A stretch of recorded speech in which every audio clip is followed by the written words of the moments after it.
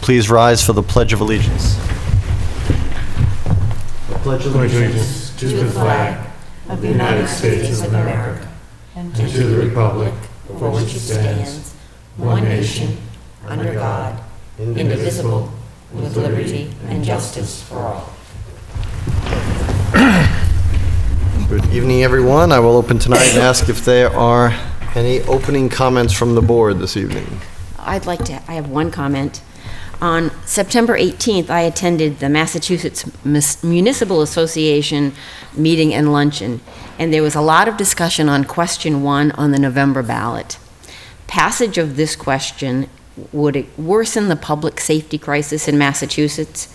According to the Federal Highway Administration, 53% of our bridges are structurally deficient or functionally obsolete, ranking us second worst among the 50 states for bridge maintenance.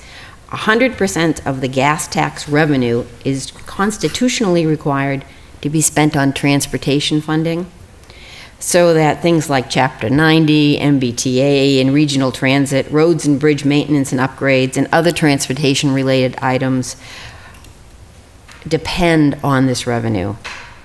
The ability to complete the Summer Street project, for example, could be affected by this bill. It's estimated that this act costs individual taxpayers about $5 to $12 per year at the gas pump, so the expense to individuals is pretty minimal. So if people vote no on question 1, it builds a dedicated revenue stream for much-needed transportation projects. There's information in the the voter information we all received at home, too, for further information. Mr. Chairman, I'm not sure when the right time to start the discussion further, but in talking with various people as relates to the Passio School, of whether at some point we should have a discussion of whether we should revisit whether we should sell the property or not. Part of my concern, thinking of a very long-term view of 50 years of land in the center of town on the school campus for future school use. I know that it's been discussed a little bit, and I had supported the concept of the school with the understanding that this would be sold, reused to pay for other renovations of town buildings and help support the school. But based on looking what's actually going on and then thinking about having a building there that would therefore take that out of use of town land, it may be worth it to have a further discussion. I don't know where I'm going to come down on that, but I just want to put that out there as a possible discussion topic. I would say to that, first of all, we need to have that not as a Board of Selectmen, but we need to have that as a town, because right now it's not even the Board of Selectmen's decision because it's school property. So until such time, but we may want to discuss it with the school committee and the public at large, what the impact of that would be. I know that I have heard similar comments, and I think it is certainly a discussion that needs to be had, but in all fairness to the Building Reuse Committee, we should make that decision before we have them do a whole lot of work on that project. And I will have an update. I'll have additional comments when I get to the committee updates from the School Building Committee. So, thank you. Any other public comment from the board? Any public comment from the public? Hearing none. 7 o'clock. A request by Victory Distributors, Inc., doing business as Hannaford Food and Drug, for transfer and change of manager of liquor license to Victory Distributors, LLC, doing business as Hannaford Food and Drug. Mr. Chairman, members of the board, thank you very much. Attorney Leslie Delaney Hawkins, representing Victory Distributors, doing business as Hannaford. And with me is Mr. Bonneau, who is, as I will be explaining, our proposed manager of record. So this is a 2-part request. It is part of a multi-store filing that has been pre-approved by the ABCC. The first piece is the transfer from Victory Distributors, Inc. to Victory Distributors, LLC. This is strictly administrative. This has absolutely no operational impact. It is just to bring the actual license in line with corporate reorganizational efforts that went on. So this, besides the change in title, has absolutely no operational impact.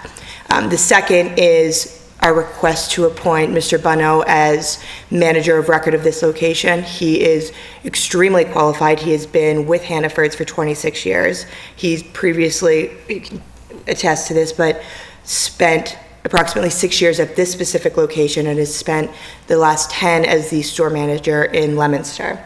So he is incredibly qualified to make sure that operationally the store continues to adhere to all of the requirements of both the town and the ABCC.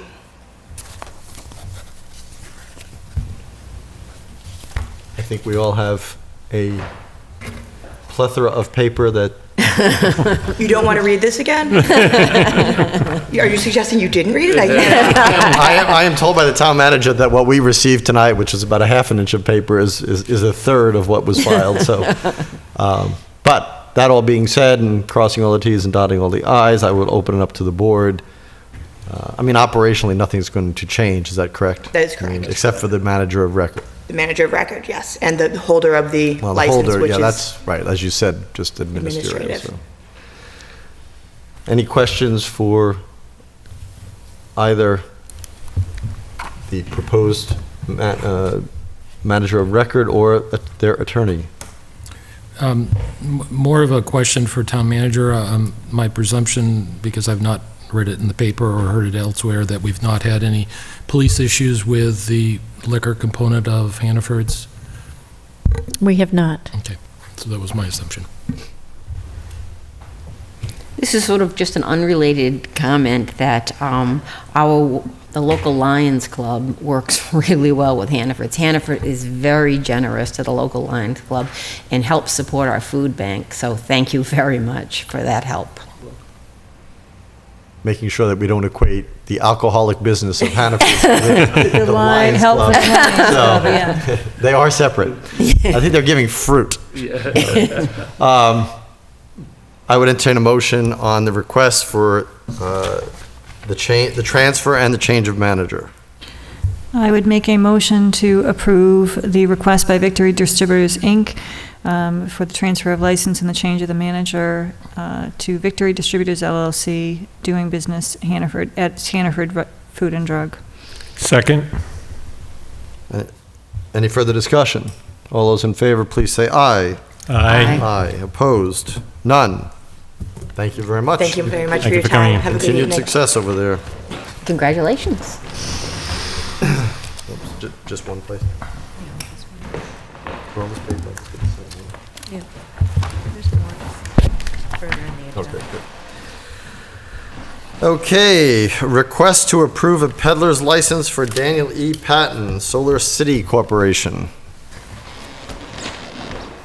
So just introduce yourself and then tell us what you're planning. Sure. My name is Dan Patton. I recently moved to town. We live on Lancaster Ave. My company, we sell solar energy systems for homes. We do leases, power purchase agreements, and actual sales. So it would be going door to door and talking to people, informing them of some options they have other than Unitil to try to save them some money. And it's great for the environment. So. What is your plan of attack? Would you just be going randomly door to door? Are people going to be somehow getting in touch with you and you're going to be targeting? Well, I'll be doing some flyering, some very unintrusive door to door. I'm very mellow, and I try not to bother anybody. A lot of people don't like to be bothered at their homes, but just simply to give them information and then to try to set up appointments afterwards. And the hours you'd be doing this would be from? Daylight, more weekend, Saturday and Sunday afternoons, weekday afternoons, into the early evening. Okay.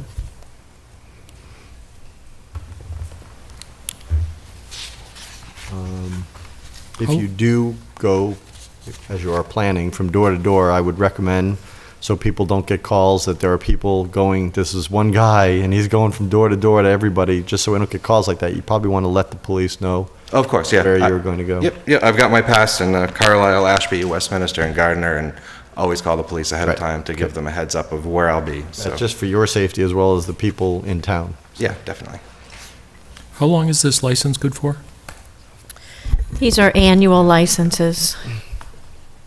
And the applicant is also in possession of his state-required license as well. And their annual licenses from the date of issuance, right? Not, they don't all expire on one. No, these are through December 31st. All of your licenses go January 1 through December okay, then- 31st. All right. So I would reapply after December 31st for next year? Well, before December 31st. Yeah. You We- can do it after, but then there'll be a lapse, so probably not a great idea. Any questions of Mr. Patton?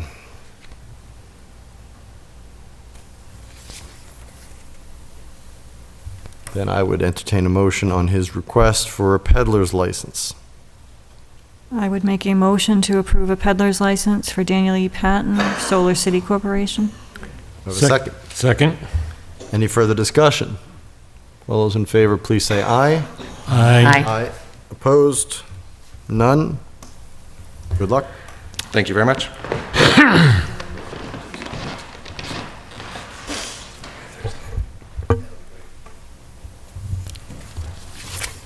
Just those two places? Yes. Okay, but everybody else was one. Just that. Okay, a request to approve a one-day wine and malt license for North Leominster Rod and Gun Club, 1501 Lancaster Ave, for their annual holiday meat raffle on November 14th of this year from 6 to 11 p.m. Is that a Saturday or Sunday or Friday? Do we have a calendar? It's a Friday, I believe. Just this one, not that one. It's a Friday. Friday? Okay, Friday. Is anybody here from North Leominster Rod and Gun Club? No. This is something they ask for every year, right? This is something that they have asked for every year. We've not had any issues with it. The number of people estimated to be in attendance is approximately 80. The application is complete. It's been reviewed by our police department, and there are no issues reported from the police department.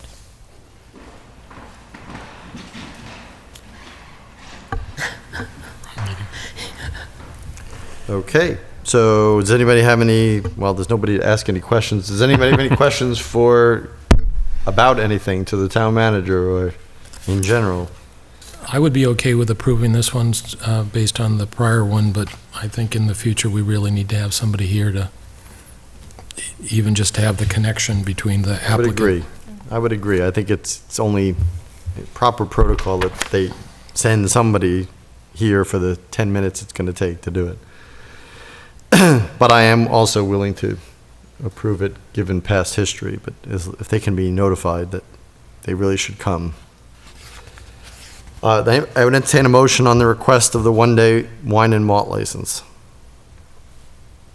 A motion to approve a one-day wine and malt license for the North Leominster Rod and Gun Club at 1501 Lancaster Avenue for the annual holiday meat raffle on November 14th from 6 to 11 p.m.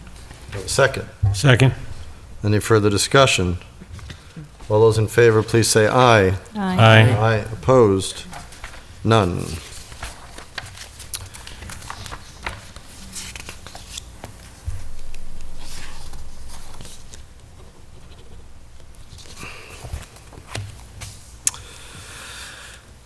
Request to change hours on Sundays to 10 a.m. for JK Waterfront, Inc., doing businesses on the rocks. Would you like to speak to this? Yes, before I do, you have KJ Waterfront, DBA Embers also? You doing them separate, or? Yes, they're two Okay. separate. The next one I is. just wanted to make sure, yeah. Yep. So right now we're doing the rocks, On the rocks. so we're gonna keep them separate. Sure. I mean, if what you're requesting is identical for two places, It you could is, just that's say why I when we get said to the other one, Yeah, that's all it is. you don't have to say the same thing. Okay. I want to thank you for allowing the one day, which we did, for that Ride for Sadie, which was the fundraiser. They raised $17,000. So it was a great ride. They started in Lunenburg at Embers, and they ended up in Clinton, Mass. with a plethora of police from all different towns and cities, and Leominster provided a policeman for the whole ride, a motorcycle ride. Basically the same thing. We want to start doing some brunch at Embers, some breakfast pizzas and breakfast brunch. Want to start at 10, and also when we do these fundraisers or anything like that, so we don't have to come in front of you requesting the one day all the time, because we do quite a bit of them.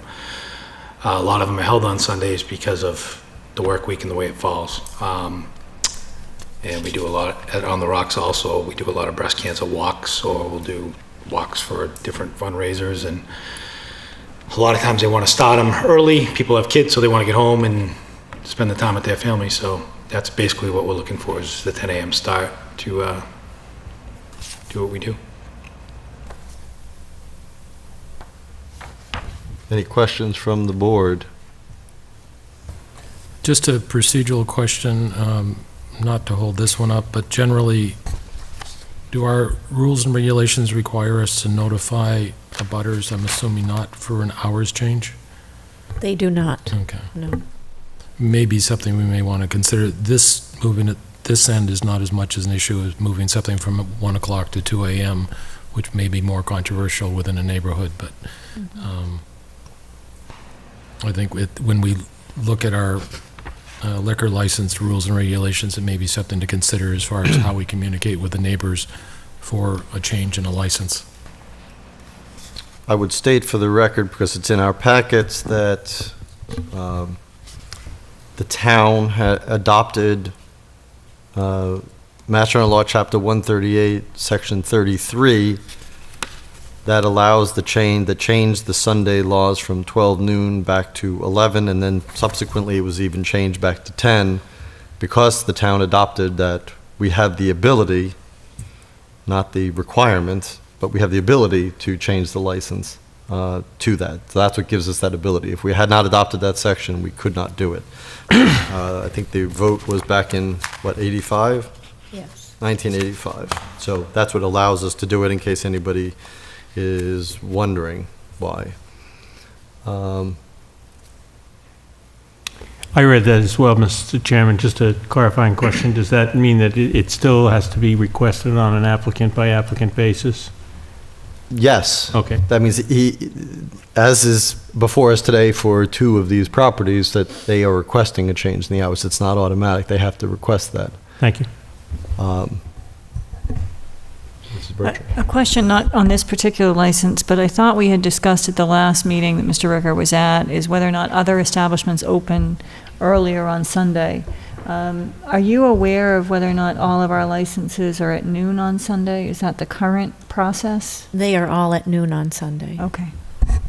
And so you lead into, for me, I have no problem for special events that issuing a license, but I personally, and it's just personal preference, would not want to set opening hours at 10 a.m. because all that's going to do is cause a flood of everybody else opening, and I don't know. I mean, I don't want to be seen as anything except that I don't believe that, you know, establishments that sell alcohol should be open at 10 a.m. It's personal preference. That's my feeling. I don't have any problem if it's for a fundraiser every once in a while, but to open them all the time for that, I'm not in favor. It's not the applicant, it's just the general principle. The other way we could approach it too is look at whether food is sold and whether because this is an all alcohol license, so The on-premises all alcohol. which is not required to have food. There's some licenses that are required to have a certain percentage of food served at that point. This is an all alcohol. I'm just knowing that there's some restaurants in town that a Sunday brunch is what it is, and it starts before noon.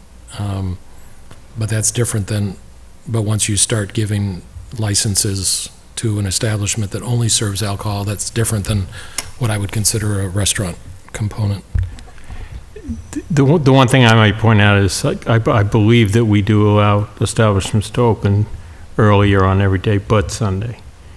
And, you know, I'm not sure it makes sense for us to establish Sunday as a special day in terms of licensing. What are the current hours? I mean, that's, you bring up a good point. What are the current hours? On 8 a.m. 8 a.m. during the week. I believe that this is a restaurant and doing brunch, I don't see why we would penalize this establishment not to be able to open, because there are other breakfast establishments that are open. I don't have a problem with the all-alcoholic. I mean, if somebody wants to have a Bloody Mary at 11 on Sunday, I mean, this is America. I think that, you know, to penalize this establishment and not allow them to open, I don't think that that's fair, and I don't have a problem with the all-alcoholic on Sundays. I mean, it's certainly prevalent in other areas, you know, in surrounding towns, and I don't have a problem with it. Yeah, we've done quite a bit of work to kind of bring the property on the lakefront, to change it, I should say, and I think it's worked out pretty well. And there's a lot of people on the lake in the morning, a lot of fishermen, a lot of boaters, a lot of ice fishing, a lot of hockey.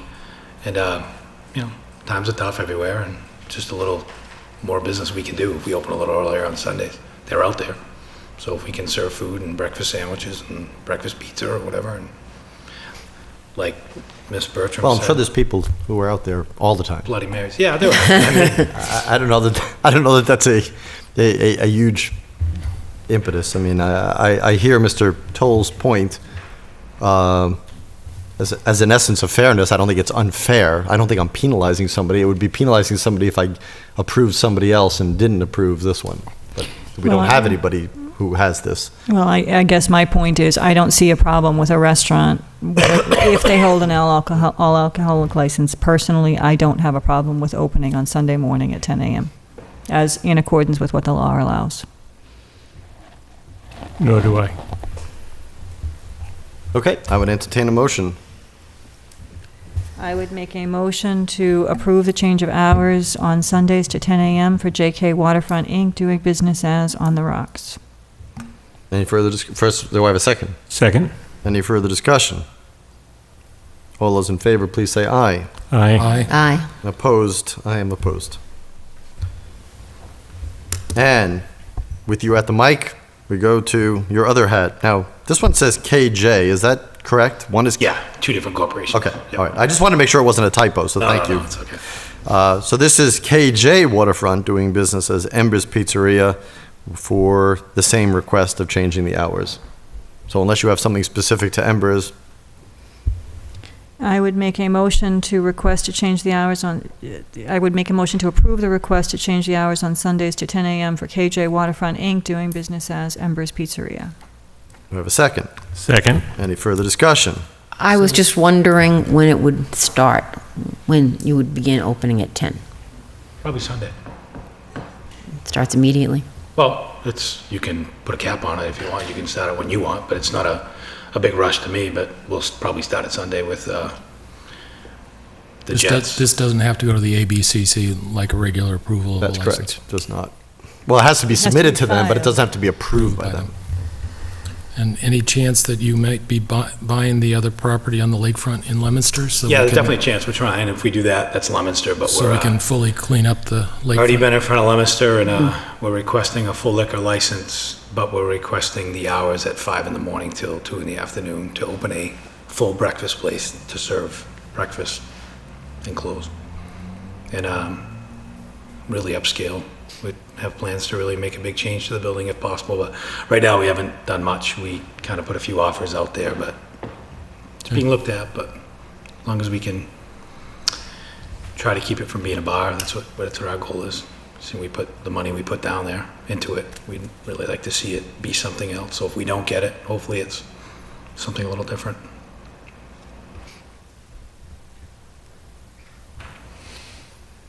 There was motion, right? And seconded? Seconded, Okay. yep. So all those in favor, please say aye. Aye. Opposed, me. And you have it.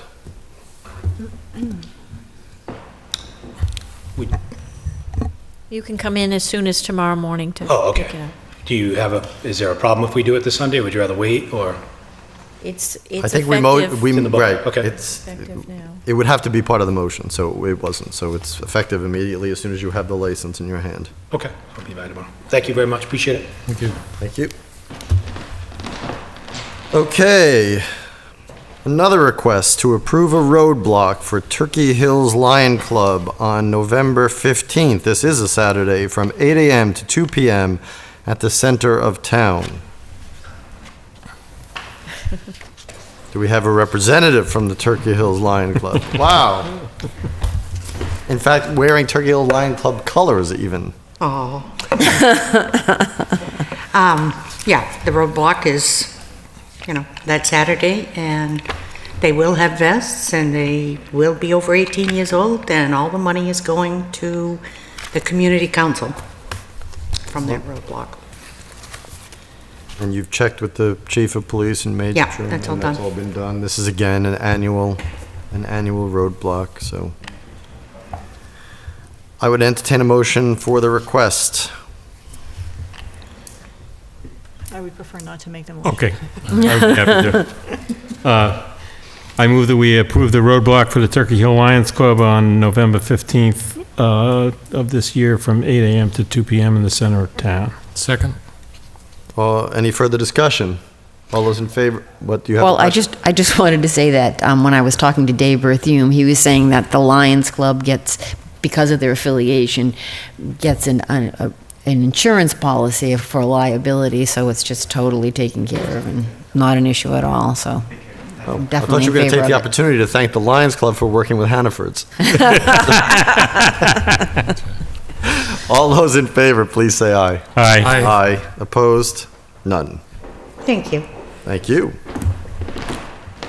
Every single one of these items begins with request. Okay, so a request to approve a resolution authorizing the town manager to sign SRF grant applications. So if you would explain that for the people at home. I will. This is something that we don't typically do, but the Sewer Commission is in the process of filing a grant application with the State Revolving Fund for their project that was approved at town meeting on Pratt Street and Rennie Street. There is a resolution that is in the packet. The resolution doesn't need to be signed by the board, but I would like to just read this for the record, to have it on the record. Their application is going in tomorrow, and just for the benefit of the town clerk, who has to certify that you've authorized this document that you don't have to sign. I just would prefer that it's in the record. So the resolution is, wait, maybe I don't want to read the whole thing.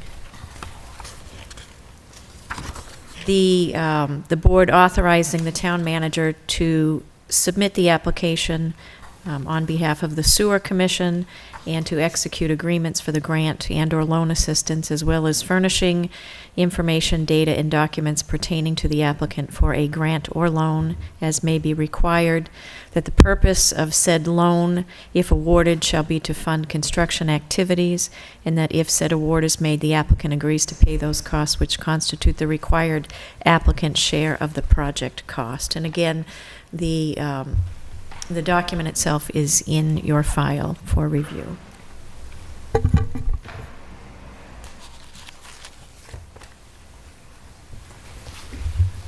Mr. Chairman? Mrs. Bertram. I think it might be, just for the record, to specify the work that would be covered by this revolving loan. Is sewer extensions in 2 separate areas of town, construction of approximately 2,400 feet of small diameter force main on Pratt Street and Rennie Street, construction of approximately 5,000 feet of small diameter force main on Cross Road, Pine Grove Road, Lakeview Avenue, Harris Avenue, and Sunset Avenue, and then roadway restoration. Thank you. And I would make, go Go ahead. ahead. Nope, go ahead. I was going to say, does anybody have any questions or comments, or I would entertain a motion about the request? I just have a question. Are we authorizing the town manager to sign all SRF grant applications or this specific one? This specific one, yes. Okay, thank you. Which is why Mrs. Bertram read exactly Right. the scope of the work. Okay. I would make a motion to approve to adopt a resolution authorizing the town manager to sign the SRF grant application for the work as read. Do I have a second? Second? Any further discussion? All those in favor, please say aye. Aye. Aye. Opposed? None. Okay. FY 2015, which is quickly waning. Board of Selectmen goals. I would open it up to the board to discuss what they would like the Board of Selectmen goals to be. Okay, I will start off with what I think one of those goals should be. So after the events of the last month, I think we need a complete revamp of the appointment and reappointment process, which is the next agenda item. But that's what I think one of our most important goals would be, because this has been to say rickety at best, how it's been applied in the past, and I think given recent events really needs to be readdressed about how these procedures and how this process should be handled so that we get the most communication and we get the best information to make the best decisions. Mr. Chairman, I want to comment on that. I thought we were going to take this up as a separate line item. Well, we will, but I just want to... I personally don't think that should be a goal. While I think that there could be some tweaking of the policy, perhaps, I don't think that a total revamp is warranted. And I would like to discuss that, and whether we choose to discuss that now or whether we discuss it, as that agenda item. But personally, I think that while there were some mistakes made on the part of the Board of Selectmen, and the primary mistake to me was that we didn't reach out to the Conservation Commission. However, I don't believe that the process in and of itself needs to be completely reworked.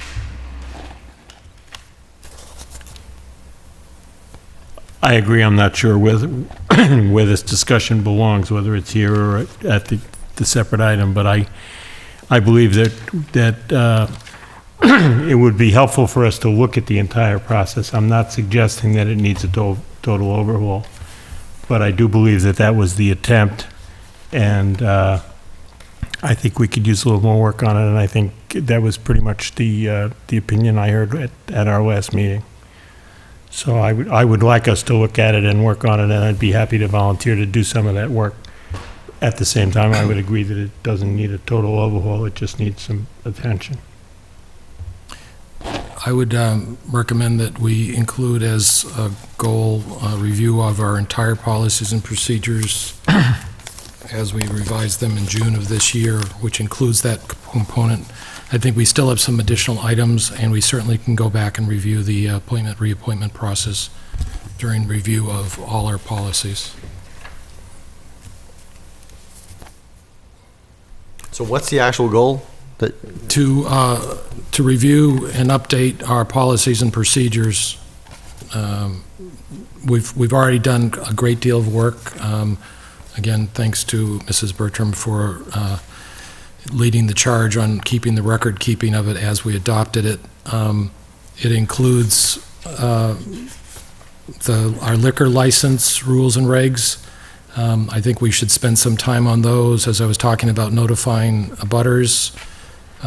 We talked about, I think there's a couple of other outstanding policies and procedures that we said we wanted to include in here that we haven't done it yet. So I think that the goal would be to finalize the rules and regulations, which includes the appointment process.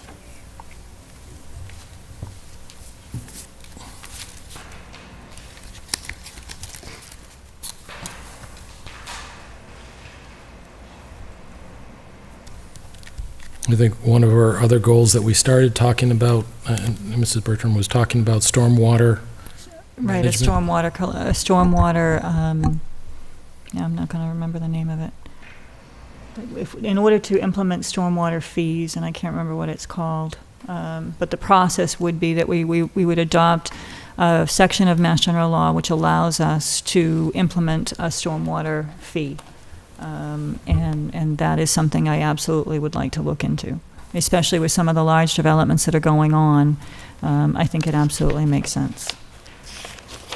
And I would want to expand the discussion of that, because I've read the zoning bylaw that provides for stormwater management within zoning, but it doesn't cover all situations. So I think we need to look at the opportunity to manage stormwater, and one of the components may be a fee as a way to pay for it, and certainly to support the DPW department with new technology that we may not have the capacity to support. Right. I mean, the issue right now is that, we have these developments going on, and the town is incorporating these into our existing stormwater management plan, and quite frankly, we don't have the manpower or the equipment to do the maintenance associated with these structures. And I apologize that I can't remember the exact word. Phyllis, do you remember the name? I can't remember what the exact wording is, but I think we need to look at this whole process and stormwater in and of itself, and possibly look at appointing a commission specifically to work with the land use boards on stormwater. And there's a big push at the state level to look at this issue, and there are a number of conferences planned, one of them actually on Friday, and another one in November. And the other one that I have on my list is to make sure that we update the town manager's review document.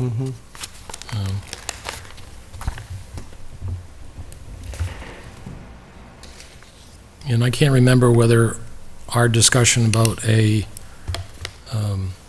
website committee was under our jurisdiction, or whether we were asking the town manager to do that.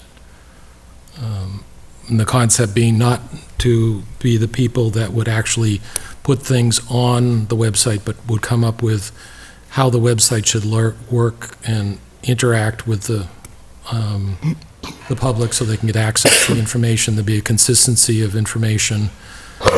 We have a lot of good information on our website already, but it certainly can be improved. I'm not sure if that's our goal, or whether that was, whether we were going to appoint a committee. Well, if we appoint a committee, then it's our goal. If we want it to be done within town government with the people we have, then it would be a town manager. Right. I guess I'd ask the town manager to see whether that... Have an opinion one way or another? Which way you think it would work best, given the personnel available and the tasks that they have in front of them already? Well, we have essentially 2.5 people in our technology department that handle town and school. They do have a pretty full plate. There are some issues relative to the website that they have been asked to specifically address. I think what we've talked about before was that it was a policy decision that you wanted to make, Yep. and that was because about of that, I would suggest that it be a board-appointed committee. I would say because it is, and I agree, that because we did talk about it being policy-driven, it should be an appointment by the Board of Selectmen. They would probably want to have input, though, wouldn't they? The IT people? Yeah. Well, any committee. I mean, any committee is going to need to reach out to people. I mean, nobody's going to work in a vacuum, sure. I would also put out there that it was a co-goal of the establishment and completion of an economic development policy. Now, that goes across many bodies, the town manager being one, the land use departments being another, and the Board of Selectmen being another. So that puts us at 5 goals. And it's been my belief that you get beyond 5, we might as well do none of them. Right. It would be good to put the additional MART bus service in somewhere. We can do that as, I mean, I don't know, is that a goal? I mean, that's a task.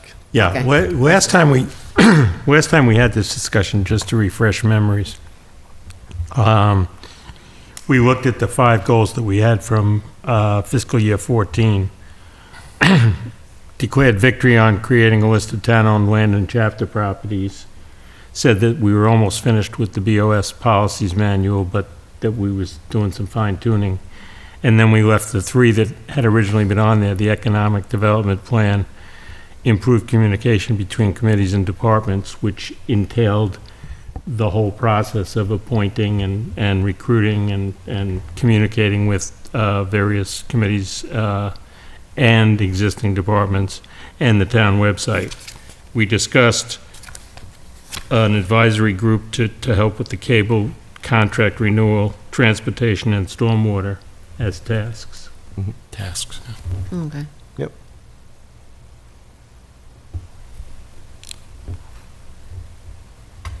I have a problem with a goal that says improve communication, because presumably that's an assumed thing that you try to do every year. I don't know how you measure that.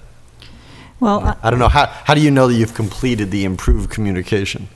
what do we have under that specifically? I think we had some. Reinstate the chairs meeting. Now, this was the FY14 goals, and then we said we would try to fine tune it into an FY15 goal sheet, but reinstate chairs meetings with other boards, committees and commissions. As relevant topics arise, arrange meetings with involved municipal departments and elected appointed bodies, and periodic department updates at televised BOS meetings. And I think we've started to do that, but I think that, you know, having more frequent department updates or having workshops with various departments, similar to what the FinCom does during the budget process, and I know that the FinCom does do that during the budget process, but that's specifically towards numbers. And I guess, I know when I was chair, it was a suggestion by Toby Vukeza to do a chairs meeting.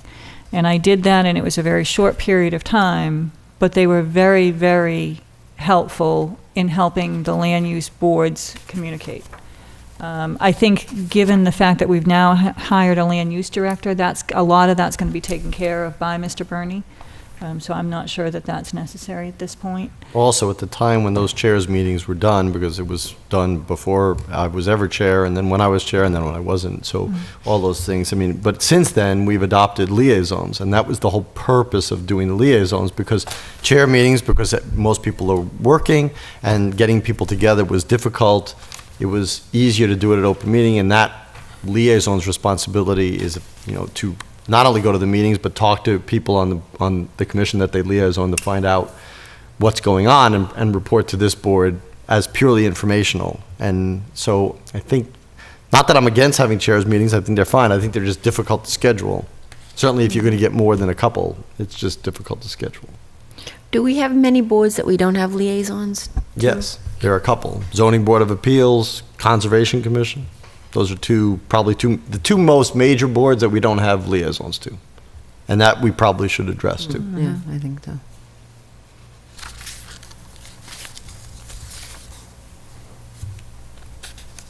So And in case somebody's out there on an appointed committee that I forgot to mention, maybe others. So I don't have a list in front of me, but those are the two that come to mind. Council on Aging is another one, but Authority? Housing Authority. I think part of it goes to, I think we need to have some sort of goal, but I agree with you, it's not clear because it has to be measurable and Right. reasonable and time sensitive and all the SMART concept. I'll work a little bit on communication before our next meeting for what that may mean. If anyone has any suggestions, get them to Carrie and we can get the information together.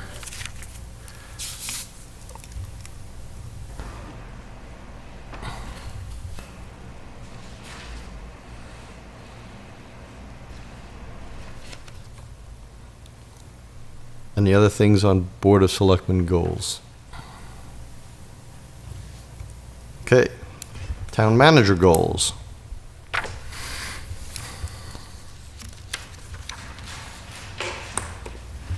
Well, I think there were a number of, in reviewing the forms that were submitted, there were a number of them that went across the board. Personnel policies and departmental metrics are the two that I saw show up several times. So I think that that's one of the changes, or a couple of the goals. What was the first one? Personnel policies. Okay. And I saw personnel evaluations, whether or not that's one and the same.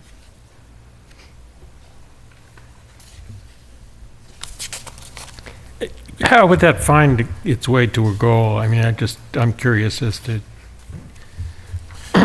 You'd want to develop. are we talking about like employee evaluation? A formal annual evaluation. Okay, okay.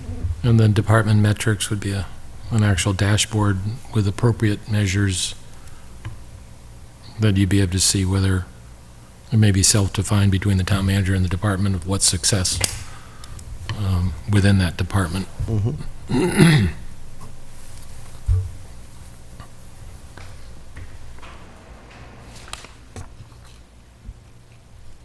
Now, economic development, so Well, clearly that's That's- one, right? I was yeah, going to say yeah. it, but then it would sound repetitive, Right. so I've already said it. I'll say that it covers both our goals and town manager goals. one of the things I'd like to see is work towards achieving a 5% stabilization fund without using the tri-town funds. I think that's a town-wide goal, but right now we consider the tri-town funds as part of our 5%. I'd like to move away from that. Obviously, that's not a one-year goal. Right, I think that's, and I don't think it's a town manager goal. I don't know how the town manager achieves that by herself. Sure, she makes a budget, Well- she can take something out and just put it in there, so there you go, done. Do it all in 1 year. Well, perhaps it's a task. I mean, when I had my evaluation with the town manager, there was, one of the comments that I had is because some of the things I listed were not specific towards the town manager, that was working with other departments or other boards or other commissions, and I actually asked her whether she thought that was appropriate, and she said certainly that, requesting that she work towards a task with other entities is appropriate. So I'm not sure how you do that. If I may, the one comment I would make is, since that time, the Finance Committee put together financial policies which you adopted, which is not, Instructive. but it, Well, but right, it it, doesn't adopt that, right? it doesn't include this. So we It get to get includes credit that both we've of achieved those. that goal.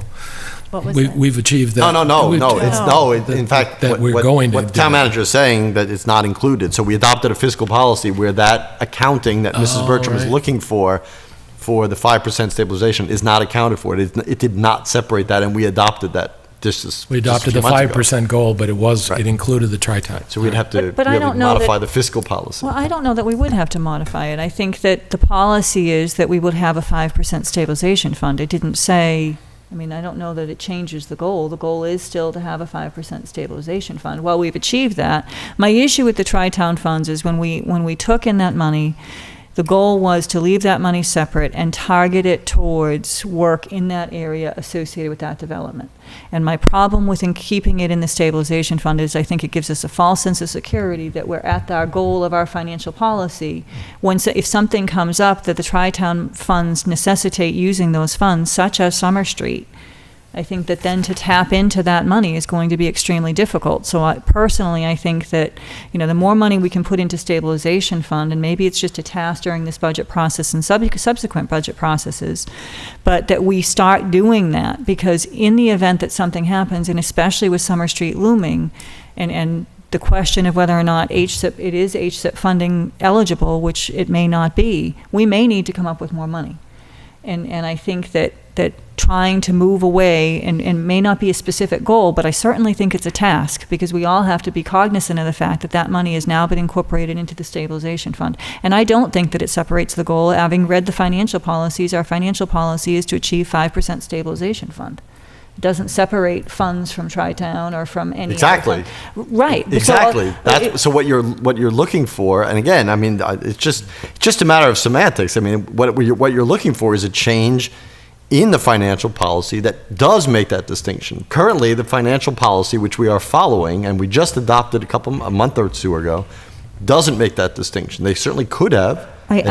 I understand it does not make that distinction. All I am saying is that as a community, I think it would be wise to start putting more money in stabilization so that we can move away from, and we can rededicate those tri-town funds as we initially proposed to do. Okay. Because if we were to tap into those funds, we would no longer be at our 5% stabilization. But if we did tap into those funds, the policy says that we then have to replace it over a period of time. The town Right. manager is tasked Right. with doing that. So Right. we may need to look at that as a task within Right, year's as I said, budget I think it may be a task. of starting the process of, building that up and identifying what we might be spending that other money on. Right. Or what I was trying to get at as the point, we could certainly talk with the finance committee and modify finance policy if that's what we want. That's all I'm suggesting. I wasn't debating the wisdom of your request. I'm just saying that the way to do it would be change the fiscal policy that was just adopted and make that distinction so that it becomes clear to everybody that that's what we want followed. I think it's a good debate point. I mean, I'm sure it's, something we can all discuss.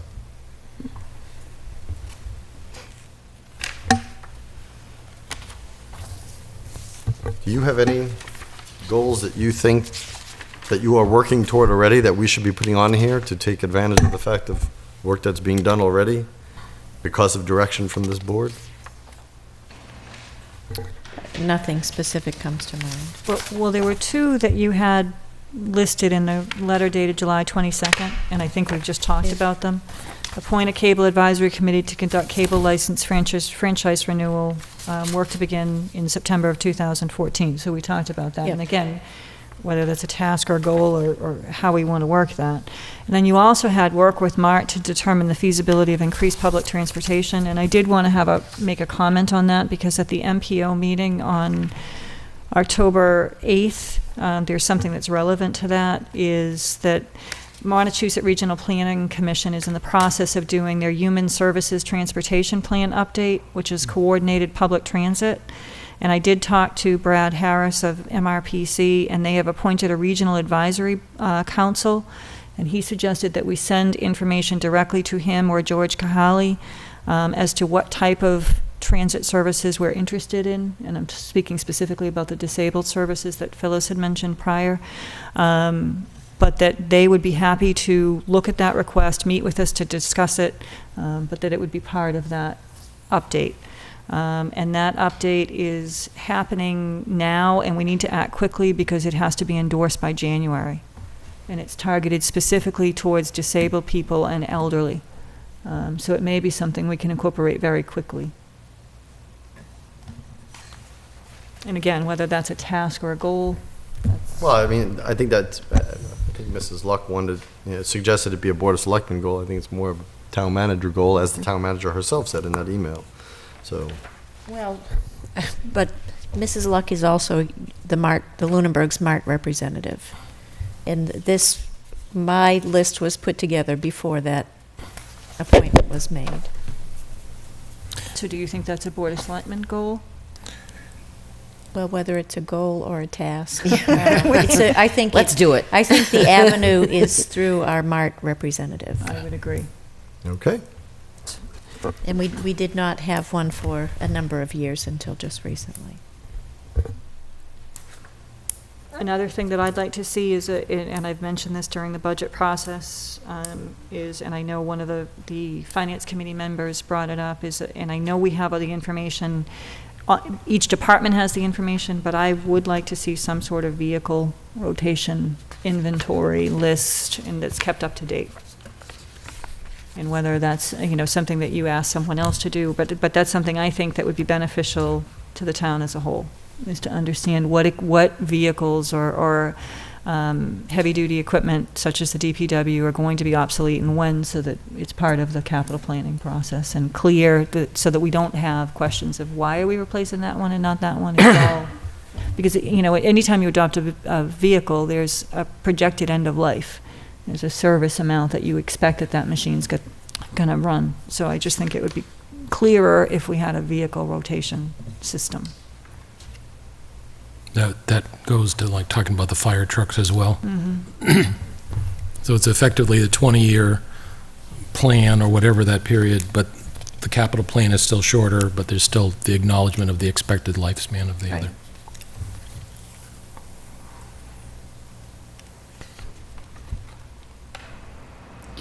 And I think we've made great strides in this, and I think it's just keeping that momentum going, is working with the tax collector treasurer to move forward with the tax-taking processes for properties and tax title, and I think we've made some significant improvements there, but that's something I'd like to continue to move forward and to support.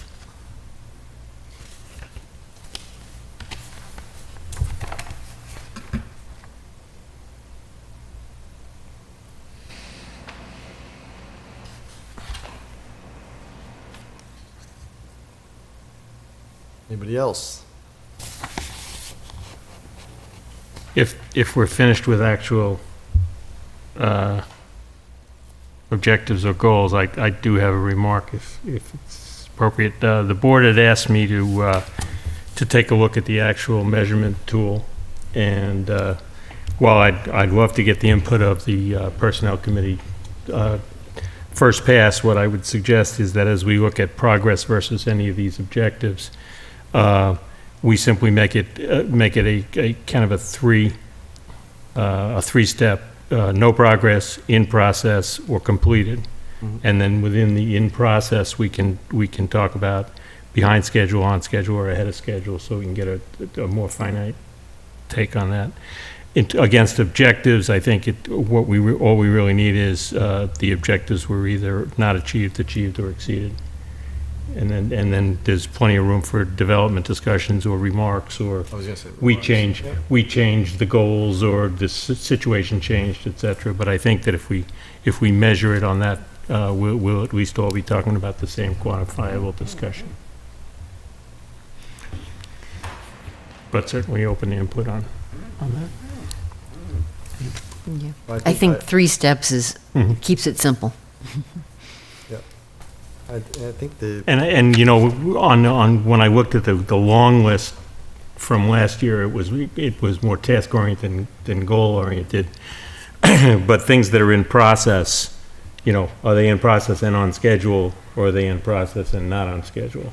You know, it gives us a chance to know whether it's just a long-term objective or not. Sure. Well, I think the key to getting any of these to work has been coming back to them quarterly, which seems to be problematic. Just over the years, it's not. They're all designed to not be a anyone's communication fault. tool. Then Right, pretty much it. right. But if we don't review them and then we review them at the end when we're doing the evaluation, it's not helpful. And yet we've consistently, for whatever reason, not been able to come back to them. Not this board, the 5 of us, but past boards. We've never been able to do it because everything gets in the way. And then come budget time, there's just not time for anything else, it seems. So. So one of our goals is to review our goals.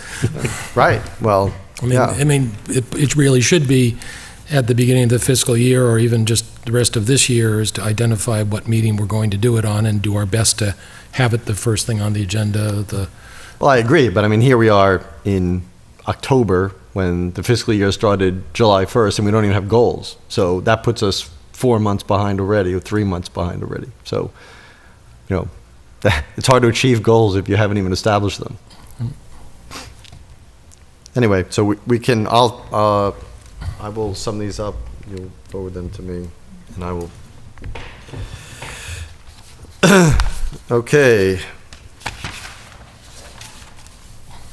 So, I don't know if we had everybody speak of what they wanted to with the appointment and reappointment. I wanted it to be a goal because unlike Mrs. Bertram, I do think it needs a revamp. Now, whether it's incorporated in the finalization of policies and procedures, which, by the way, as an off-topic remark, sounds like it's going to be a perennial goal anyway. But to me, after reading it, what's in our packet, there are some things that are either A, not followed, or B, omitted. And I don't know, it has an effect on what the amount of people and the type of people who are going to come forward to apply, for some of these appointments. I'll just take, for instance, the PAC, which has now been vacant for a while, and because it was waiting for a town meeting vote. The town meeting voted on beginning of May, and it's still not fully seated. Something we're not attracting people, or we're not having people getting attracted, and the scarcity of volunteers and the number of vacancies as we talk about establishing 2 more committees, the cable contract committee and now a town website committee. I think we have to investigate ways to change how we get people involved, how we invite them to be involved, how they get treated when they are coming before us, more empirical evidence about, and more input from the boards that they're looking to. I mean, I think a lot of these, from looking at the policy that we have, that yes, we all agreed to in our review, but I think there's some things that are just severely omitted. And the current events in the last few weeks notwithstanding, I think the appointment process was flawed to begin with. And so I think we really need to look at it, and I don't know if any other members have, something they'd like to suggest or recommend, or even if they feel the same. If I'm the only one who feels that way, please let me know. One of the things I wanted to say was that we adopted these on June 13th and scrambled to implement it this fiscal year. And we did a holdover of all members to make sure that we could actually implement this. The concept is that the town manager is charged under our policy to give us a list by May 1st, a list of appointments and reappointments, so that we can get ahead of this.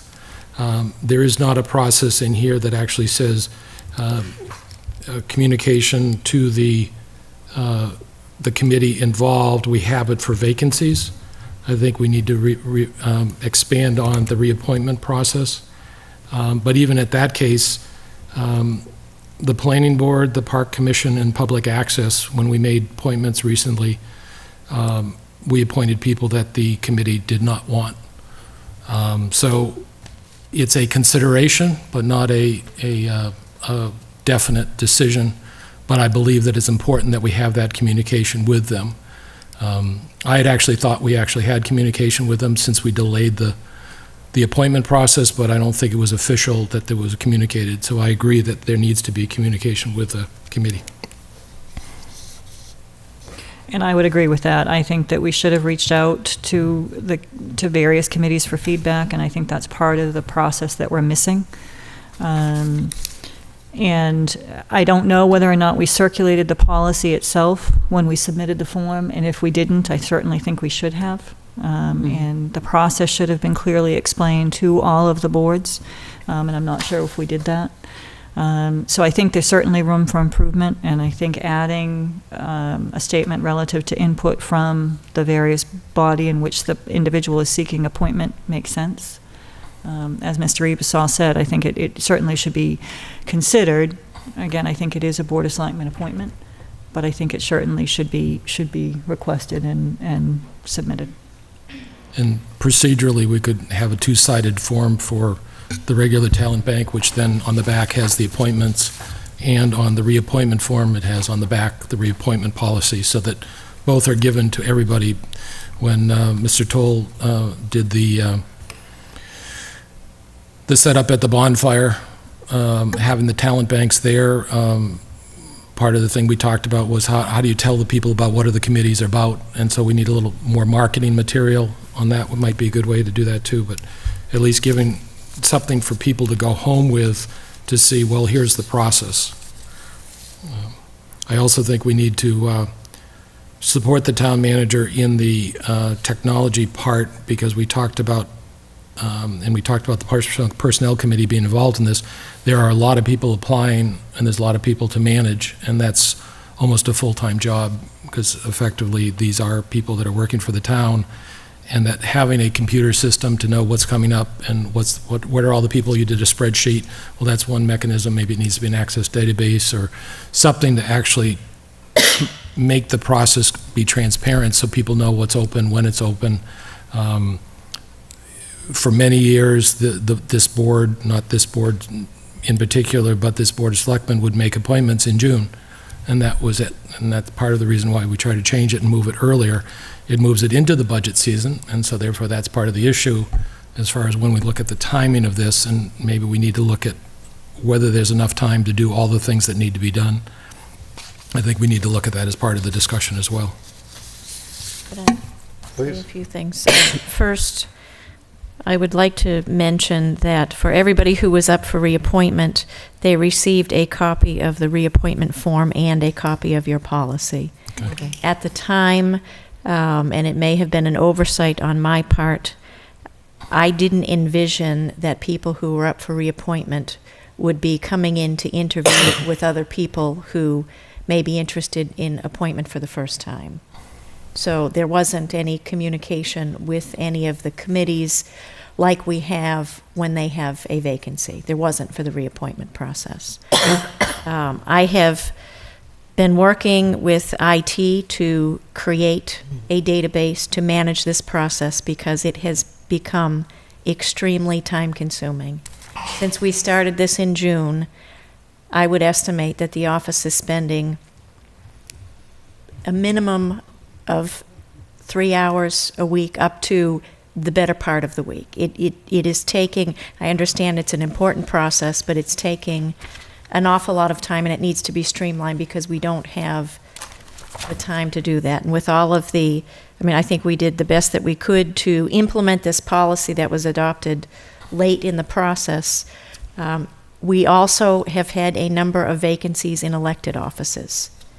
So we are working on appointments nonstop, and it's taking a lot of time. We're also finding things that weren't done properly in the past. I have something waiting to go to you on registrar of voters and election officials, which, to the extent that they have been made in the past, they're not made, the terms of appointment are not correct.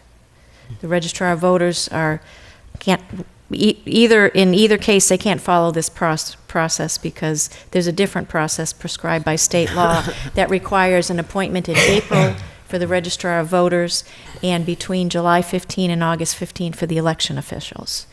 I can't find any evidence I have to go back to 1995 to see where it was done according to that process. So we're uncovering a lot of things. I think it's been a valuable and worthwhile process, but it's taken Time-consuming. an awful lot of time, and we're still not through the fiscal 2015 appointments, and we continue to get forms trickling in. I thought at the end of last week I had somebody to present for the Historical Commission as a candidate, and today a talent bank form came in for Historical Commission. This is the person I thought we had was somebody you interviewed months and months and months ago. So now do we stop and bring this second person in and compare both together? We have the same thing with the Council on Aging. You have a resignation for Council on Aging. The Council on Aging has brought forth a candidate, and at the end of last week, somebody else came in that the Council on Aging hasn't seen. With this, at some point, there has to be a cutoff, and we go with what we have, and I'm not sure what that is right now. So That's a good point, is to actually have a cutoff date by which applications must be in for whatever period, and that would give you direction for that point. Mr. Chairman, if I might, Mr. Toll. I've spent 30-some years in the human resource field, and while I have my bachelor's, my master's, and I would love to say it's an exact science and all those nice things, it really boils down to having the right people in the right place at the right time with the right skills that are motivated. And I got excited when we said that we were going to go recruit people at the bonfire, and I thought maybe we could kind of scare up enough people to fill the seats. And I feel that we failed a little bit in that we didn't get enough people to fill certain boards, and then we got too many people on other boards, and it wasn't well thought out how we deal with that. But I am pretty proud of the fact that we did attract some very capable HR people to join our personnel committee. And I would strongly recommend that we assign them with the task. It's not going to help us with this particular problem at this particular moment, but I believe that they can work with us as opposed to fixing or coming up with point solutions, to come up with a kind of a whole process that helps us recruit volunteers, administer the whole application process, whether it be talent bank forms, resumes, waiting lists, people that want to test out other groups. I was not aware of the associate member possibilities. I think that's an excellent idea in certain cases. Scheduling, and I won't even call them interviews, but scheduling sit-downs with the existing chairs, the members of the appointing bodies, to find out what's entailed in a particular group. We had one situation where somebody wanted to be on a board and then found out that the time they meet was it was a total conflict with their potential schedule, something as simple as that. The whole decision-making process, perhaps the Personnel Committee could consult with us if we request it through the decision-making process. The notification of successful candidates or unsuccessful candidates, the notification to the town and through the press, etc. the orientation of new members to boards. Nowadays, that's called onboarding, and it's kind of a hot new, how do you get off on the right foot? And then some sort of progress or review process for all our boards, for people that are doing a great job and perhaps are ready to move on and make a bigger contribution, or some folks that perhaps are mismatched in the board they're in. So I guess that's why I'm reluctant to say it just needs a tweak. I think this year, this time, right now, we can only afford to tweak. But I'd like to take it on as something that we ask the personnel group to come with a more holistic package, if that's the pleasure of the board. Well, my first comment is, from hearing your suggestion, I think it's a good one. I don't know if we need a change in charge or an addition to the charge of the Personnel Committee, but I think that handling it to somebody who, especially with the current members being all personnel people, makes all the sense in the world. Not only does it offload it from town hall, but I think their experience in their professional experience day to day can be brought to this and employ policies that work. I'm interested why you think when you say, well, I think all we can do now is tweak it when we need to do larger. I don't know what that comment is about. Can you explain that further? All I meant is that the whole marketing approach and the whole system of introducing informational interviews. I think it might have been Mrs. Bertram, came up with the idea of having a kind of a job fair where people get an opportunity to sit down with current sitting boards and really find out what they do. And the immediate response was, nobody's going to go to that. Well, they probably won't. Only 5 people came to the bonfire stand. But I think maybe you keep doing it until you start seeing some traction.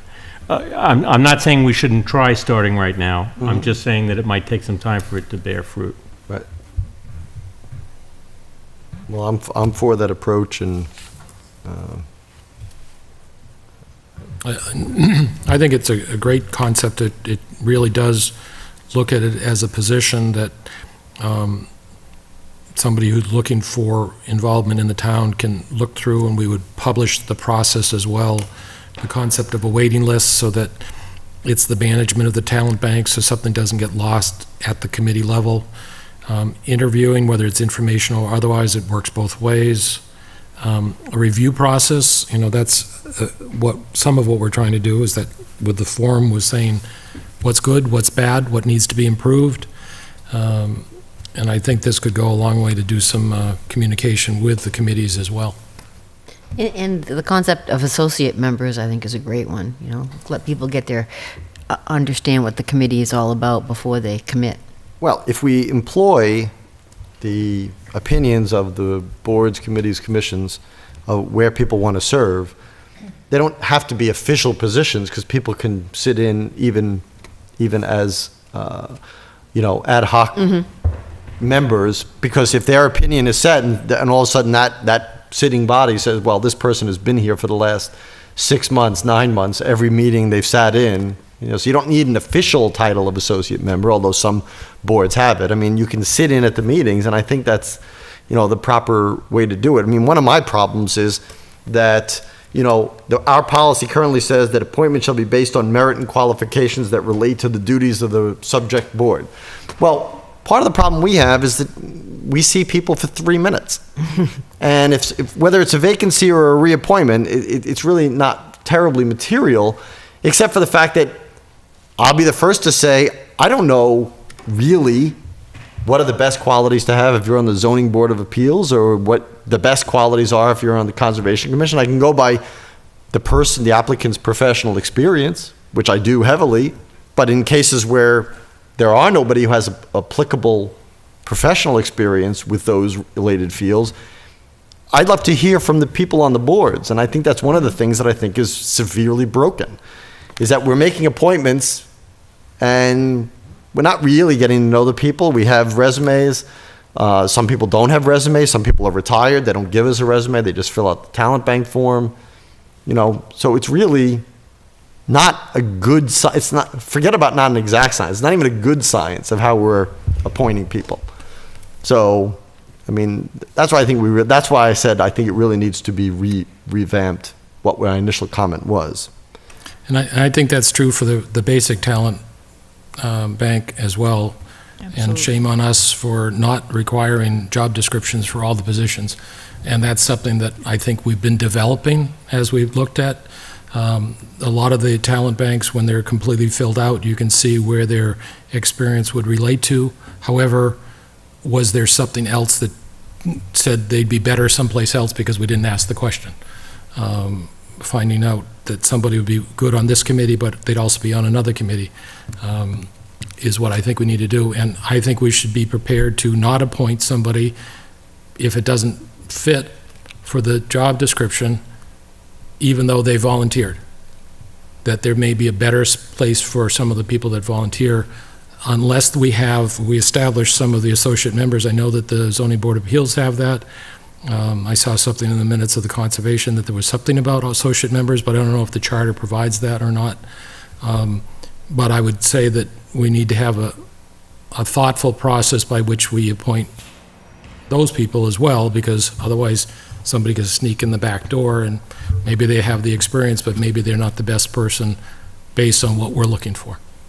And I think that that may change based on if we go through the process of an economic development plan and we're looking for various people to implement that in various committees, I would say that would be added to the job description that we have for that board member. And there's got to be, and I'm sure the Personnel Committee can find it, there's got to be job descriptions for all the major boards that we have on tap as well. You send it to the committees, you say, does this fit what you're saying? Yes, no, whatever it is.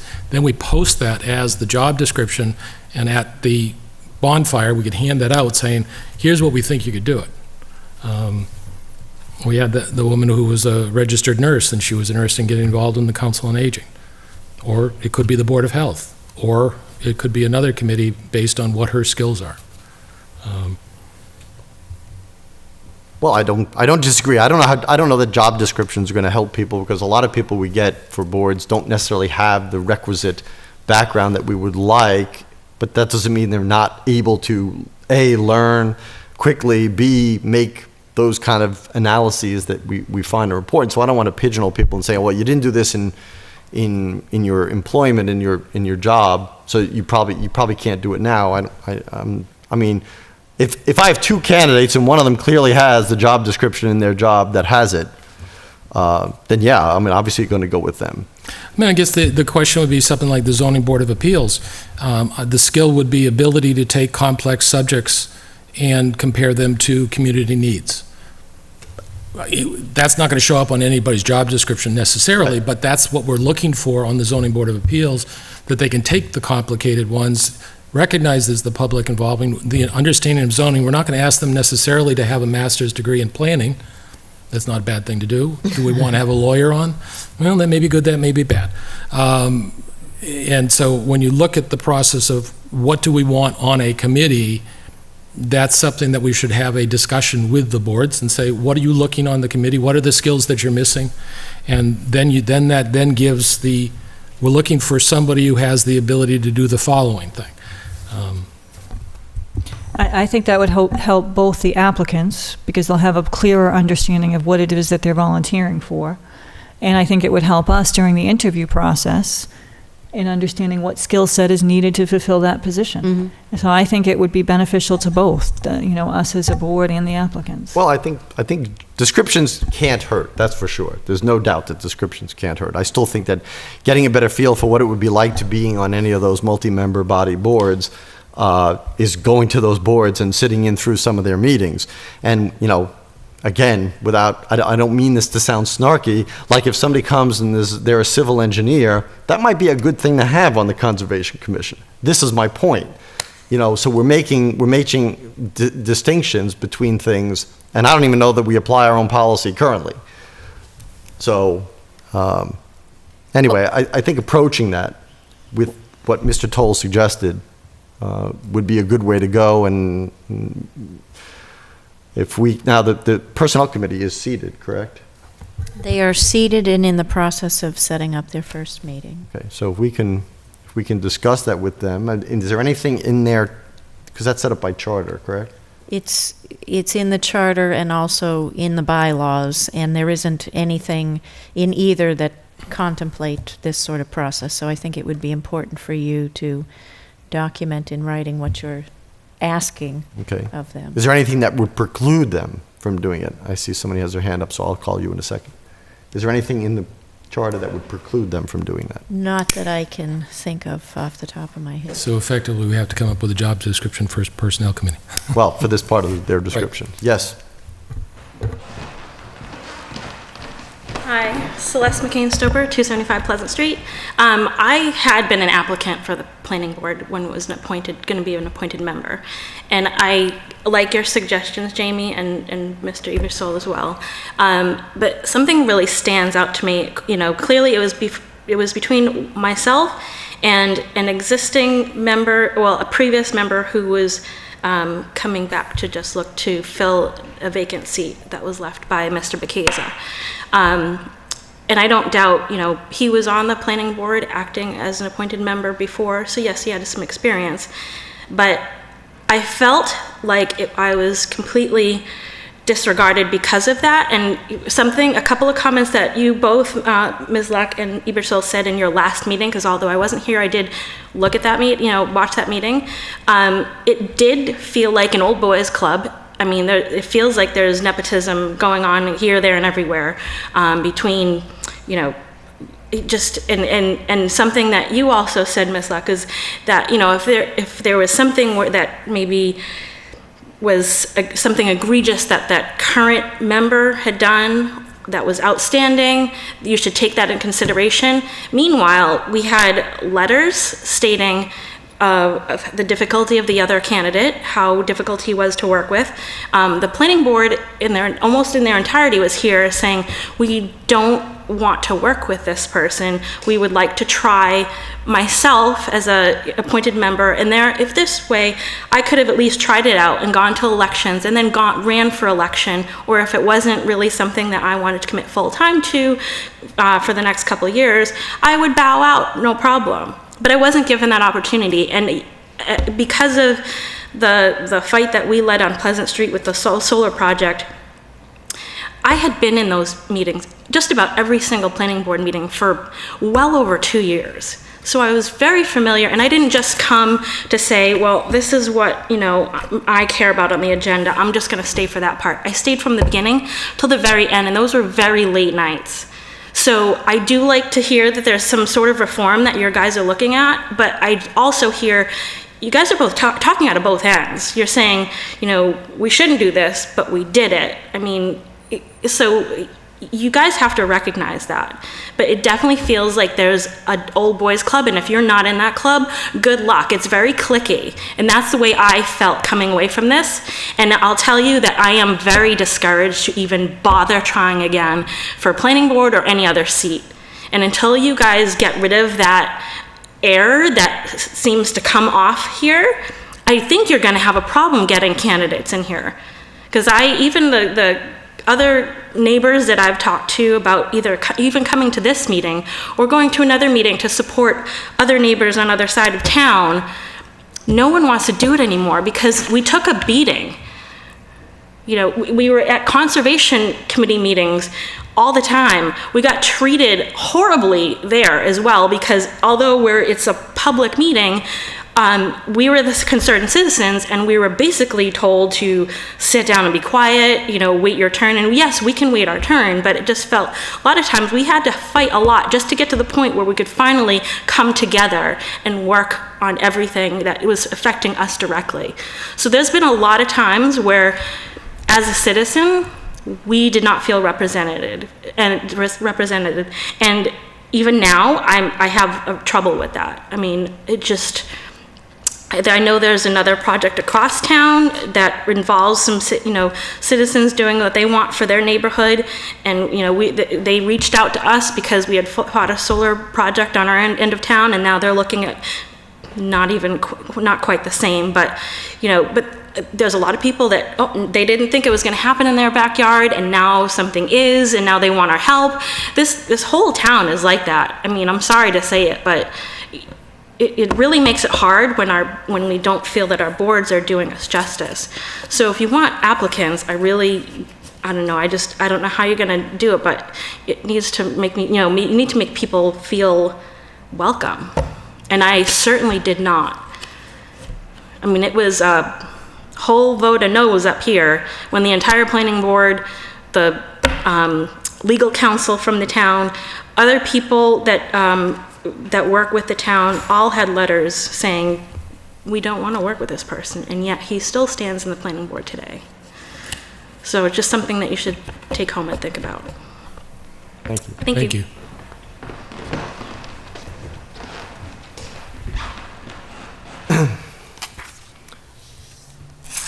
Anything else on this topic before we move on from anybody? I guess I just want to make a comment about the nepotism remark, and specifically, that's why I recused myself. So, just as a statement.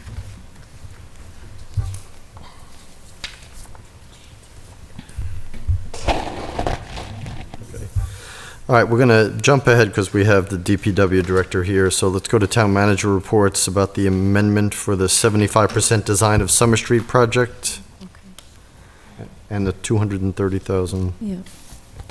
So this, I wanted to provide you an update and I guess get your agreement to proceeding in the manner that we've talked about previously. It is time for us to execute a contract amendment to the design of the Summer Street project if we want to move forward. We've talked about this a couple of times. It's probably been a couple of months since we've spoken about this. The design money, or the amendment itself, is in the amount of $287,550. This is a project split between the three communities, and Lunenburg's share at this time would be $230,351.57. As you know, the design of this project was included in the transportation bond bill at the state level. That bond bill has not been spent down, and those funds are not available to us at this point in time. We had expected them to be available at least by July of this year. They're not available, and it doesn't seem like they will be available at any point in the near future. If we want to keep this project moving and to stay in the tip in the year that has been designated, it is time for us to move forward on our own. What we proposed to you when we talked about this last was that we would use some of our Chapter 90 money to fund this. And I handed out a sheet of paper to you this evening, which you've seen before, just a one-page sheet. In the top of it says road repair funding. We started the year, this fiscal year, with almost $888,000 available to us between our Chapter 90 allocation and our budgetary allocation. We are planning to spend $660,000 of that between the projects in our pavement management plan and crack sealing. We do have funds available for Summer Street, and when this was put together, we were talking about $333,000. This proposed amendment only brings us to 75% design, so it's not the full amount. There would still be an amount that would need to be authorized going forward, but we would like to allocate Chapter 90 funding to this project so we can keep moving forward. That doesn't mean we're going to stop trying to get access to the state funds, but that is a process that we have to go through. So that is how we would like to proceed. There isn't a specific vote that the board needs to take, but I want to make sure that the board is on board with moving forward in this fashion, because we haven't used these funds for design before. If you look in our current pavement management plan, the #1 project is Summer Street. The construction of this project will be wholly or almost wholly funded through grant funds, through the Transportation Improvement Plan. And in order to keep this moving, we need to fund the design. With a lot of the projects in the pavement management plan, we don't have design. Design is not an issue. Design is only an issue when we have a project of this scale or this magnitude. But we do believe that it is a very legitimate way to use the Chapter 90 funding. I will open it up to the board. Well, I will say then that, as I have been from the beginning when this project was proposed, we need to take every step to make this happen, because if this doesn't happen with the grant funding, it's never going to get paved. And I think this is a huge opportunity. It continues to be a huge opportunity. I'm certainly sorry at the State House and at the governor's desk, the transportation bond bill wasn't signed off on. But we do have to take some of the reins in our own hands, and I think this is the step to do it.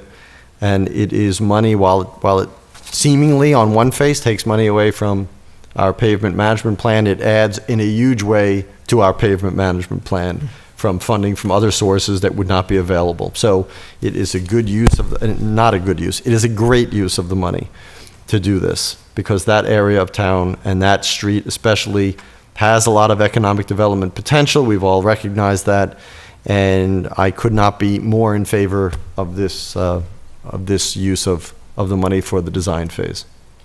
Mr. Chairman, I couldn't agree more. I think it's not only a good use, I think it's a critical use, because we are funded in the fiscal 17 TIP, and we will not be funded if we do not move this design forward. And I made a plea. It was a debate at the meeting as to whether or not it would be considered. And I gave assurances that the town of Lunenburg was fully behind this project and was going to move this project forward, and I think we have to continue to do that. Otherwise we stand to lose over $7 million worth of funding to repair this roadway.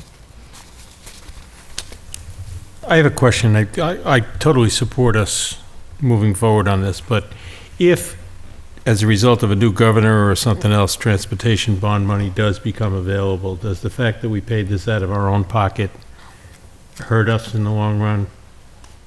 Well, we would be looking for reimbursement, and I think we would make the case that we waited as long as we could and we had to move forward or put the project at risk. And the other question I have, Fitchburg and Leominster, I think you said before, are supporting these appropriations. They're not that high. I know that they have been presented to both of the cities. I know they're supportive of the project. I can't tell you if they've already signed this or not. I'm not sure, but my understanding is that this amendment is being presented to them as well, and we would all be moving forward in a uniform manner. Okay, thank you. There is some hope that a new governor will release that money, isn't there? We'll see. There's budget issues, and no matter what party you're in, they're going to decide where they want to spend their borrowed funds in transportation, housing, facilities, any of the bond things that the legislature always appropriates more than they will ever authorize. There's a bond cap, and they can only borrow so much. So statewide, it's always an issue, and then the question becomes whether your application gets to the top. So I think what they're doing, what town government and our representatives are doing to try to get it through is what you have to do, regardless of what's going to happen in November. I think it's unpredictable. There's no way, there's really no way to take odds on whether it's going to get. I would have guessed when this first passed, because of the climate and because of our delegation, that it would have been approved. Right. But obviously I'm surprised by that, so. Mm-hmm. Any other town manager updates? No. Thank you. So, did you need a vote from us? No. Okay.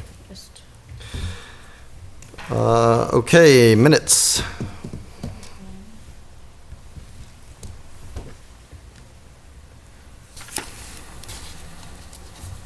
Warrants. this is the The election warrants, okay. Speaking of elections,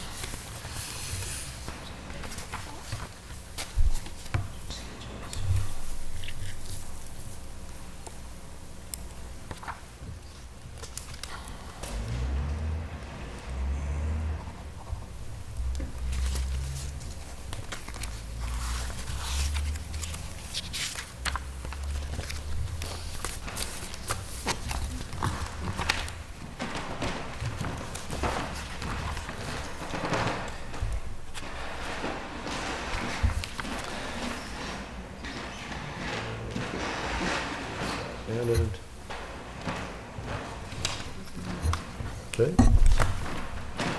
Accounts payable in the amount of $82,564.21. And this is accounts payable for the new school construction. Work to date, $2,094,459.52.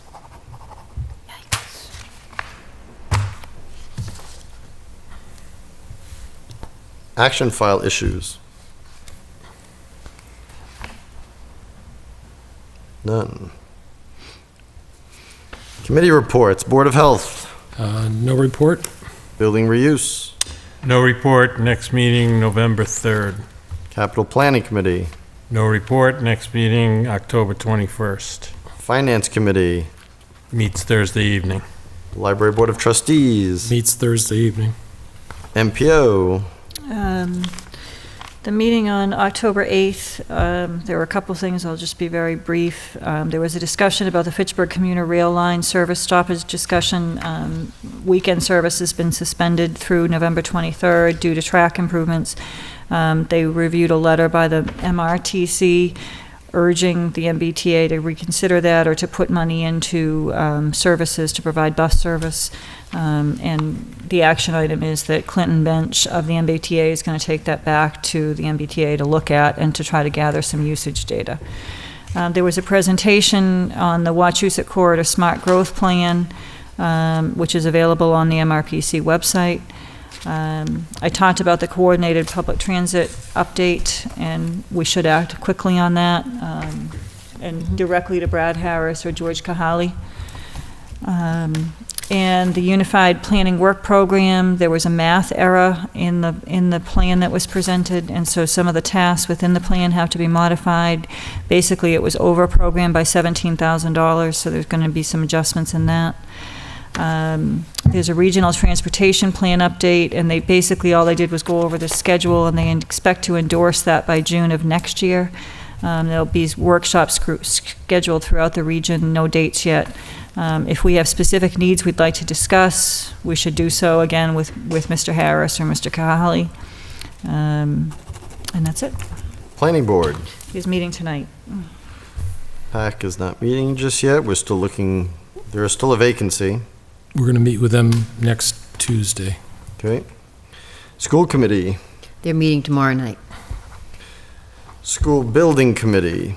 So at the School Building Committee, a few things. First of all, the construction activity update, for those who are paying close attention. The front fields were leveled and all the loom was put on.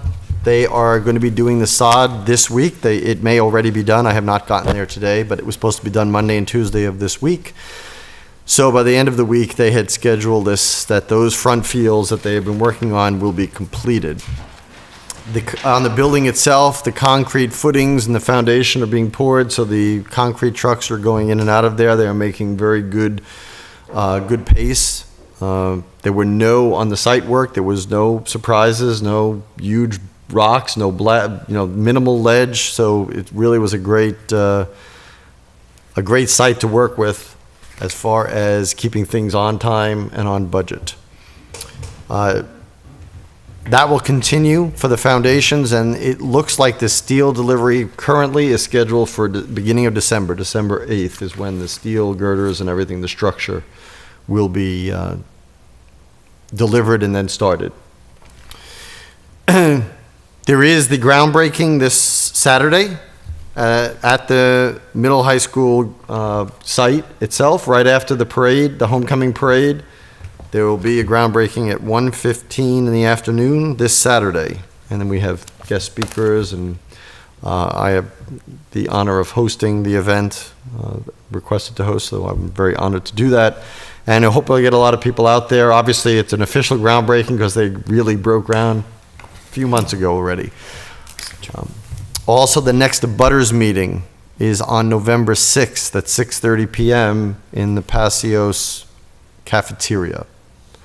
So for those people who are nearby, and I know any comments and complaints are being fielded. There are not many. Some of them are about, there was a muddy day, so there was the trucks were getting some mud into the road, and there was some indications or calls from neighbors, so they immediately, Powell's, who was doing a great job there, came by and cleaned it up right away. So they are fielding things as they get them, but there have been few, which has been good. I think that covers everything. Our next meeting will be in next month, so next week I'll be able to report exactly the date. Is there any further progress on the property line discussion? Well, we discussed the property line, and we had the same discussion as we did here and at the building reuse. So it is a process that is, that is being taken. So they are looking at places, and the architect has been given the charge to look at places to relocate those 30 parking spaces. If we find a place for that, then it would have to go to the MSBA for their approval. Then we can establish the lines. One thing that did come up, and in your indication about not selling the property, Mr. Ebersol, that people should be aware of, and I don't know if the building reuses, so this is chance, but Mr. Londa at the last school committee meeting put forth an asbestos abatement for that building that would be $500,000 to get rid of the asbestos in Passios. And it was just brought out that the building reuse should know that should this ever go, because somebody's going to inherit that. So whatever they would pay, they're going to have to spend $500,000 to get the abatement out. That's not replacement and refinishing it. That's just getting the out. And the owner's project manager was very clear, as was some of the other players. I think Sean made that comment too, that asbestos the landfills accepting asbestos are getting few and far between. These are being trucked now to, some places in the Midwest, because a lot of places in the Northeast are just closing the landfills to that kind of material. So something just to keep in mind. Yeah. I don't know if it was ever brought to you. Mr. Chairman, the Building Reuse Committee very much is aware of those figures, and the numbers are accurate for abatement.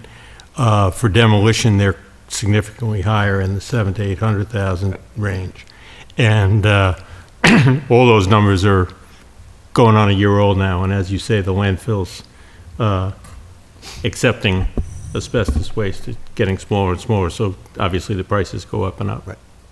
I also think it's important to keep in mind that as a community, if we do decide to keep the building and repurpose it or demolish it, we will incur those costs as well. True.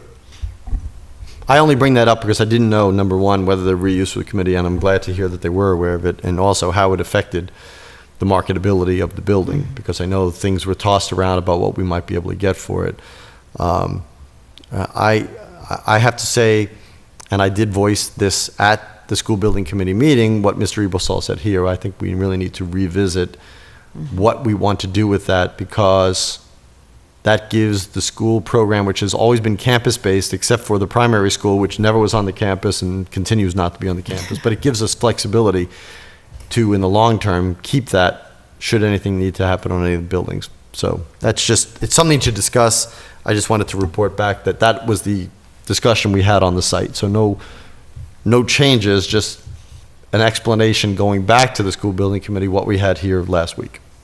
I do think we should discuss it, and we had talked about, having a discussion with the various boards, and then there was discussion about whether we should include everyone or whether just liaisons or how we did that, but I think it's an important discussion to have.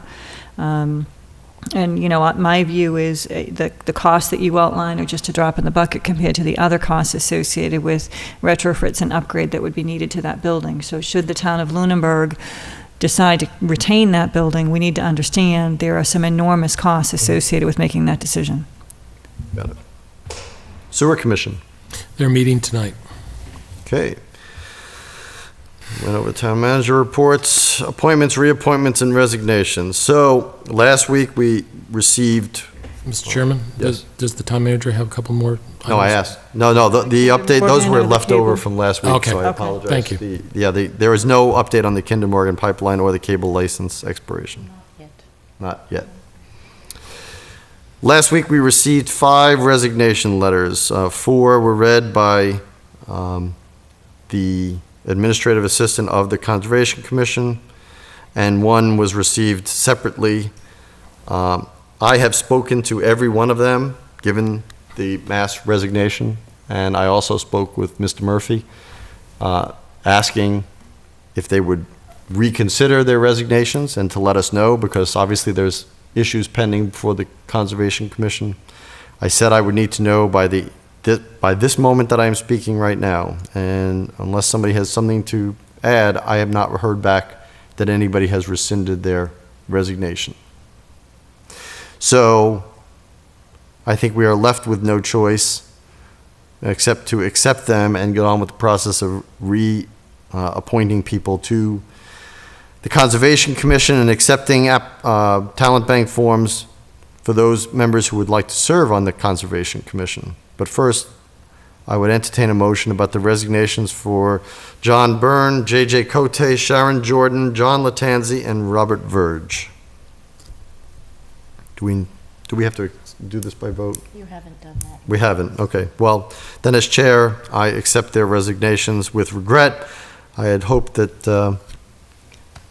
they would reconsider and that their service to the town and the experience they provided would have helped them to overcome the issues that caused their resignation, but clearly that is not the case, and so it is with regret that I accept the resignations. We also have a resignation from the Council on Aging from Jennifer Peters Ayers. Did she provide a letter here? She did. Yeah, she did. Okay, so that was not read. She was recently appointed. She has a conflict with her full-time position as to the meeting times of the Council on Aging. Okay. The letter is to inform you that I must regretfully decline my appointment to the Council on Aging Board due to scheduling conflict. Currently, I am part of the Worcester County-based committee that educates the public on elder abuse, and the meetings conflict with the Council on Aging Board meetings. Unfortunately, the Council on Aging Board feels that at this time they are not able to adjust their current schedules so that I can attend the meetings. I hope in the future I may be considered for this appointment if the opportunity is available and the scheduling accommodates. So, again, we accept that resignation. I'm sorry it didn't work out on such short notice, and I thank her for at least applying. So that leaves us with a vacancy on the Council on Aging, 1. You have 1 vacancy on the Council on Aging, 1 on the Historical Commission, 1 on PAC, and then 5 on the Conservation Commission. So if people are interested in those, on those boards and those committees and those commissions, please send in an application on the talent bank form. You can get them on the website, you can get them at Town Hall, fill them out, return them to Town Hall, and let's try to schedule, as you know, especially the Conservation Commission, because of legal constraints with issues facing them, that we need to have at least a seated board.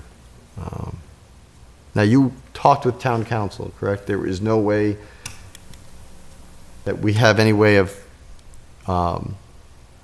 delaying the 21-day responses required by the Conservation Commission on issues in front of them because of the extenuating circumstances? Anything that is in process really is in a gray area according to the land use director, which was confirmed by town council. So the Conservation Commission has 21 days to start the process. But anything that has already started is really gray as to how long it can continue. The issue is with items that have not, applications that have not been started, that we have a problem. If we aren't able to start that process within 21 days, the applicant has an appeals process to the state, and the state will take up state issues, but not local issues. Okay. One of the questions I had for the town manager is whether the Board of Selectmen is authorized to act as the Conservation Commission, since we're the appointing authority. And I'm certainly not wanting to take this on, but if we have to in order to meet the requirements statutorily, whether the selectmen are authorized to appoint themselves, or whether they can appoint, whether it has to be a quorum, or whether the land use manager could be appointed, or what other ways there may be legal to do to make sure that we don't leave the applicants. Yeah. And I did pass that question along to town council today, and I have not received a response yet. I can tell you the agent cannot act on behalf of the Conservation Commission. I would say, therefore, the land use director could also not act on behalf. But whether or not this board could is a question that's still outstanding. So as you get those answers, please let us know. And we'll do that. Okay, no executive session. Next meeting is next Tuesday, October 21st, in this room. I did miss an announcement at the beginning. So Representative Benson is holding office hours in October and November in the district. None of them are in Lunenburg, but I did say I would announce them. So Monday, October 27th, from 5:30 to 6:30 at Acton Town Hall, in room 46, 472 Main Street in Acton. On Monday, November 10th, 5:30 to 6:30 p.m. at Air Town Hall, first floor meeting room, 1 Main Street in Air. And Monday, November 17th, 5:30 to 6:30 p.m. at Shirley Town Hall, Conference Room 1 at 7 Keady Way in Shirley, Mass. Any parting public comment from the board? Mr. Chairman, one more item. I'd raised the possibility of a new charter school going in Fitchburg. The state law provides that, and I'm not entirely sure how the law works, but in communities that have a level of improvement in their community, they do not have to accept an additional charter school in their community. And Fitchburg has so improved its schools to exceed that. So the charter school there, at this point, is not going to go forward unless they find another place within the region that is in, I believe it's, excuse me, a 10%. The bottom 10%. Bottom 10%. So that process does not appear to be going on. And I did have a conversation with the superintendent of schools, and it's still her belief that even if that charter school were to go forward, that she did not expect to dramatically lose students because of the offerings that we have in our town. Excellent. Any other public comment from the board? Any public comment from the public? Hearing none, I would entertain a motion. Motion to adjourn? Have a second. Second. All those in favor, please say aye. Aye. Aye. Good night, everyone.